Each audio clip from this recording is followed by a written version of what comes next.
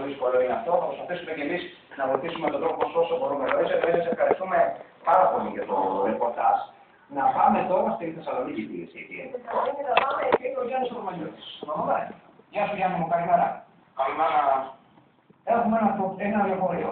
Κάνουμε ένα ταξίδι, το νηστικό λεωφορείο είναι. Πηγαίνουμε στην Κωνσταντινούπολη και στη συνέχεια μαζί με τους πολίτες που μεταφέρει θα έρθουμε στην Θεσσαλονίκη. Είναι ένα τελικό προορισμό στη Θεσσαλονίκη. Το Θεσσαλονίκη όμως θα είμαστε. Τι είναι κουκλί? Τι είδες? Ξέρετε, τι είναι? Παίρνω στο μαγνητοσκοπό. Τι με κοιτάς? Δωρίε, δωρίε. Πού είσαι ρε όμορφε? Πού είσαι βρε? Πού είσαι βρε σκατούλη? Τι? Τι? Καλή μου γλωσσίτσα. Πού είσαι βρε?